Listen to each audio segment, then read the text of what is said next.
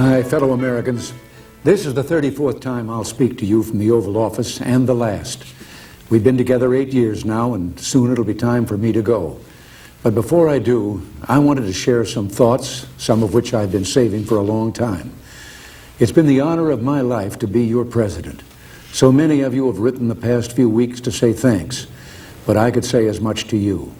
Nancy and I are grateful for the opportunity you gave us to serve. One of the things about the presidency is that you're always somewhat apart. You spend a lot of time going by too fast in a car someone else is driving, and seeing the people through tinted glass, the parents holding up a child, and the wave you saw too late and couldn't return. And so many times I wanted to stop and reach out from behind the glass and connect. Well, maybe I can do a little of that tonight. People ask how I feel about leaving, and the fact is, parting is such sweet sorrow. The sweet part is California and the ranch and freedom. The sorrow, the goodbyes, of course, and leaving this beautiful place. You know, down the hall and up the stairs from this office is the part of the White House where the president and his family live. There are a few favorite windows I have up there that I like to stand and look out of early in the morning. The view is over the grounds here to the Washington Monument, and then the Mall and the Jefferson Memorial. But on mornings when the humidity is low, you can see past the Jefferson to the river, the Potomac, and the Virginia shore. Someone said that's the view Lincoln had when he saw the smoke rising from the Battle of Bull Run. Well, I see more prosaic things. The grass on the banks, the morning traffic as people make their way to work, now and then a sailboat on the river. I've been thinking a bit at that window. I've been reflecting on what the past 8 years have meant and mean. And the image that comes to mind like a refrain is a nautical one. A small story about a big ship and a refugee and a sailor. It was back in the early 80s, at the height of the boat people, and the sailor was hard at work on the carrier Midway, which was patrolling the South China Sea. The sailor, like most American servicemen, was young, smart, and fiercely observant. The crew spied on the horizon a leaky little boat, and crammed inside were refugees from Indochina hoping to get to America. The Midway sent a small launch to bring them to the ship in safety. As the refugees made their way through the choppy seas, one spied the sailor on deck and stood up and called out to him. He yelled, "Hello, American sailor. Hello, freedom man." A small moment with a big meaning. A moment the sailor, who wrote it in a letter, couldn't get out of his mind. And when I saw it, neither could I. Because that's what it was to be an American in the 1980s. We stood again for freedom. I know we always have, but in the past few years, the world, again and in a way we ourselves, rediscovered it. It's been quite a journey this decade, and we held together through some stormy seas. And at the end, together, we're reaching our destination. The fact is, from Grenada to the Washington and Moscow summits, from the recession of 81 to 82, to the expansion that began in late 82 and continues to this day, we've made a difference. The way I see it, there were two great triumphs, two things that I'm proudest of. One is the economic recovery, in which the people of America created and filled 19 million new jobs. The other is the recovery of our morale. America is respected again in the world and looked to for leadership. Something that happened to me a few years ago reflects some of this. It was back in 1981, and I was attending my first big economic summit, which was held that year in Canada. The meeting place rotates among the member countries. The opening meeting was a formal dinner for the heads of government of the 7 industrialized nations. Well, I sat there like the new kid in school and listened. And it was all Francois this and Helmut that. They dropped titles and spoke to one another on a first-name basis.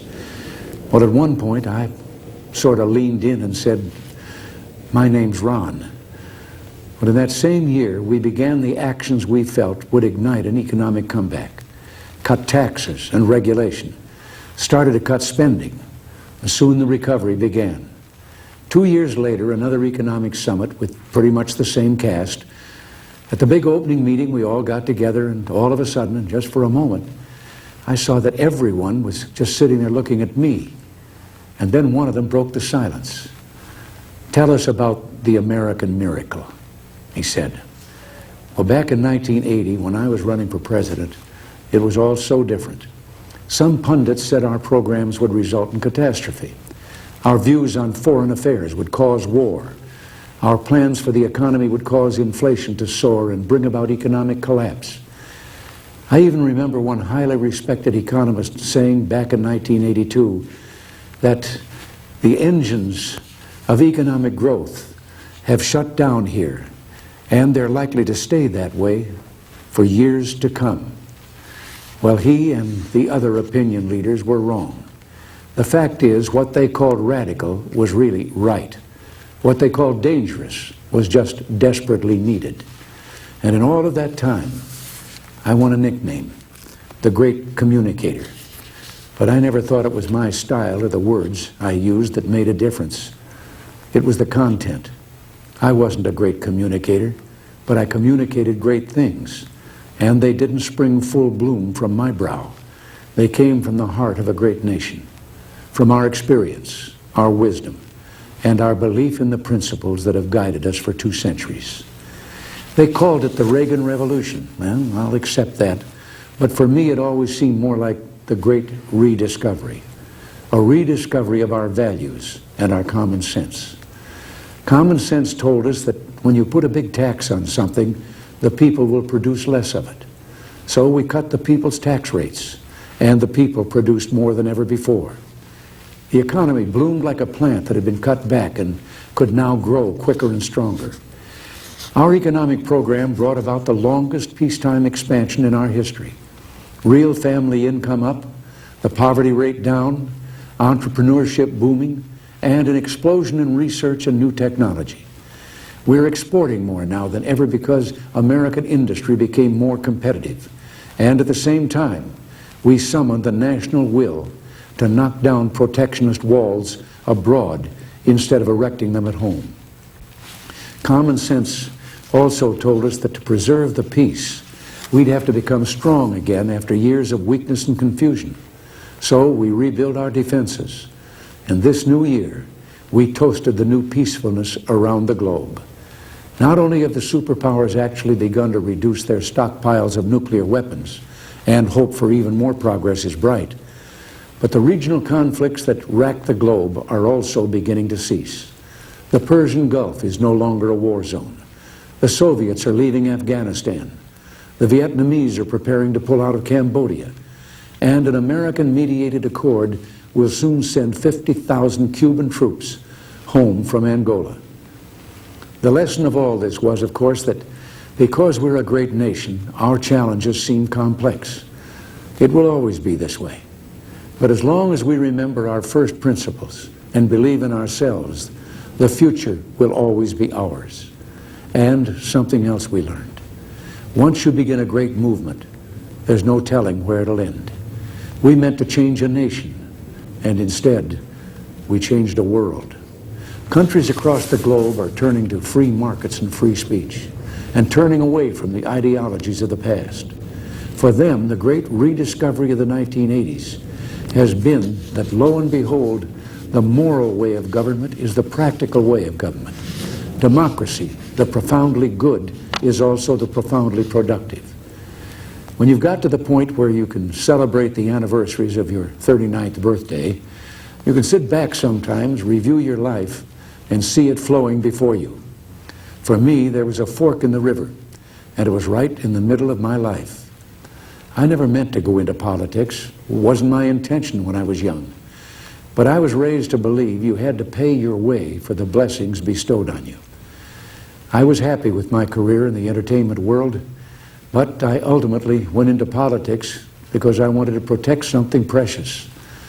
Ours was the first revolution in the history of mankind that truly reversed the course of government, and with 3 little words: we the people. We the people tell the government what to do. It doesn't tell us. We the people are the driver. The government is the car, and we decide where it should go and by what route and how fast. Almost all the world's constitutions are documents in which governments tell the people what their privileges are. Our Constitution is a document in which we, the people, tell the government what it is allowed to do. We, the people, are free. This belief has been the underlying basis for everything I've tried to do these past 8 years. But back in the 1960s, when I began, it seemed to me that we'd begun reversing the order of things, that through more and more rules and regulations and confiscatory taxes, the government was taking more of our money, more of our options, and more of our freedom. I went into politics in part to put up my hand and say, stop. I was a citizen politician, and it seemed the right thing for a citizen to do. I think we have stopped a lot of what needed stopping. And I hope we have once again reminded people that man is not free unless government is limited. There's a clear cause and effect here that is as neat and predictable as a law of physics. As government expands, liberty contracts. Nothing is less free than pure communism, and yet we have the past few years forged a satisfying new closeness with the Soviet Union. I've been asked if this isn't a gamble, and my answer is no, because we're basing our actions not on words, but deeds. The détente of the 1970s was based not on actions, but promises. They'd promised to treat their own people and the people of the world better, but the Gulag was still the Gulag, and the state was still expansionist, and they still waged proxy wars in Africa, Asia, and Latin America. Well, this time, so far, it's different. President Gorbachev has brought about some internal democratic reforms and begun the withdrawal from Afghanistan. He has also freed prisoners whose names I've given him every time we've met. But life has a way of reminding you of big things through small incidents. Once during the heady days of the Moscow summit, Nancy and I decided to break off from the entourage one afternoon to visit the shops on Arbat Street. That's a little street just off Moscow's main shopping area. Even though our visit was a surprise, every Russian there immediately recognized us and called out our names and reached for our hands. We were just about swept away by the warmth. You could almost feel the possibilities in all that joy. But within seconds, a KGB detail pushed their way toward us and began pushing and shoving the people in the crowd. It was an interesting moment. It reminded me that while the man on the street in the Soviet Union yearns for peace, the government is communist, and those who run it are communists. And that means we and they view such issues as freedom and human rights very differently. We must keep up our guard, but we must also continue to work together to lessen and eliminate tension and mistrust. My view is that President Gorbachev is different from previous Soviet leaders. I think he knows some of the things wrong with his society and is trying to fix them. We wish him well, and we'll continue to work to make sure that the Soviet Union that eventually emerges from this process is a less threatening one. What it all boils down to is this: I want the new closeness to continue, and it will, as long as we make it clear that we will continue to act in a certain way as long as they continue to act in a helpful manner. If and when they don't, at first pull your punches. If they persist, pull the plug. It's still trust, but verify. It's still play, but cut the cards. It's still watch closely, and don't be afraid to see what you see. I've been asked if I have any regrets. Well, I do. The deficit is one. I've been talking a great deal about that lately, but tonight isn't for arguments, and I'm going to hold my tongue. But in observation, I've had my share of victories in the Congress, but what few people noticed is that I never won anything you didn't win for me. They never saw my troops. They never saw Reagan's regiments, the American people. You won every battle with every call you made and letter you wrote demanding action. Well, action is still needed. If we're to finish the job, Reagan's regiments will have to become the Bush brigades. Soon he'll be the chief, and he'll need you every bit as much as I did. Finally, there is a great tradition of warnings in presidential farewells. And I've got one that's been on my mind for some time. But oddly enough, it starts with one of the things I'm proudest of in the past 8 years. The resurgence of national pride that I called the new patriotism. This national feeling is good, but it won't count for much, and it won't last unless it's grounded in thoughtfulness and knowledge. An informed patriotism is what we want. And are we doing a good enough job teaching our children what America is and what she represents in the long history of the world? Those of us who are over 35 or so years of age grew up in a different America. We were taught very directly what it means to be an American. And we absorbed almost in the air a love of country and an appreciation of its institutions. If you didn't get these things from your family, you got them from the neighborhood, from the father down the street who fought in Korea, or the family who lost someone at Anzio. Or you could get a sense of patriotism from school. And if all else failed, you could get a sense of patriotism from the popular culture. The movies celebrated democratic values and implicitly reinforced the idea that America was special. TV was like that too, through the mid-60s. But now we're about to enter the 90s, and some things have changed.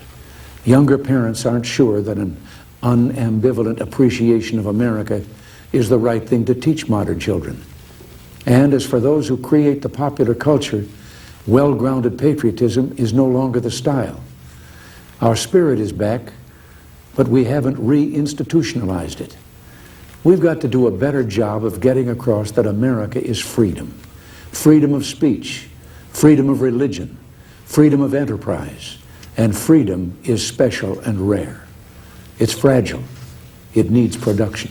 So we've got to teach history based not on what's in fashion, but what's important. Why the Pilgrims came here, who Jimmy Doolittle was, and what those 30 seconds over Tokyo meant. You know, 4 years ago, on the 40th anniversary of D-Day, I read a letter from a young woman writing to her late father, who had fought on Omaha Beach. Her name was Lisa Zanata Henn, and she said, "We will always remember. We will never forget what the boys of Normandy did." Well, let's help her keep her word. If we forget what we did, we won't know who we are. I'm warning of an eradication of the American memory that could result ultimately in an erosion of the American spirit. Let's start with some basics. More attention to American history and a greater emphasis on civic ritual. And let me offer lesson number 1 about America. All great change in America begins at the dinner table. So tomorrow night in the kitchen, I hope the talking begins. And children, if your parents haven't been teaching you what it means to be an American, let them know and nail them on it. That would be a very American thing to do. And that's about all I have to say tonight, except for one thing. The past few days, when I've been at that window upstairs, I've thought a bit of the shining city upon a hill. The phrase comes from John Winthrop, who wrote it to describe the America he imagined. What he imagined was important because he was an early pilgrim, an early freedom man. He journeyed here on what today we'd call a little wooden boat. And like the other pilgrims, he was looking for a home that would be free. I've spoken of the shining city all my political life, but I don't know if I ever quite communicated what I saw when I said it. But in my mind, it was a tall, proud city built on rocks stronger than oceans, windswept, God-blessed, and teeming with people of all kinds living in harmony and peace. A city with ports that hummed with commerce and creativity. And if there had to be city walls, the walls had doors, and the doors were open to anyone with the will and the heart to get here. That's how I saw it and see it still. And how stands the city on this winter night? More prosperous, more secure, and happier than it was 8 years ago. But more than that, after 200 years, 2 centuries, she still stands strong and true on the granite ridge, and her glow is held steady no matter what storm. And she's still a beacon, still a magnet for all who must have freedom. for all the pilgrims from all the lost places who are hurtling through the darkness toward home. We've done our part, and as I walk off into the city streets, a final word to the men and women of the Reagan Revolution, the men and women across America who for 8 years did the work that brought America back. My friends, we did it. We weren't just marking time. We made a difference. We made the city stronger. We made the city freer. And we left her in good hands. All in all, not bad. Not bad at all. And so, goodbye. God bless you. And God bless the United States of America. Thanks for watching. If you'd like to help us produce more compelling historical content like this, please like, comment below, and share this video with fellow history buffs. And of course, be sure to subscribe to help keep history happening.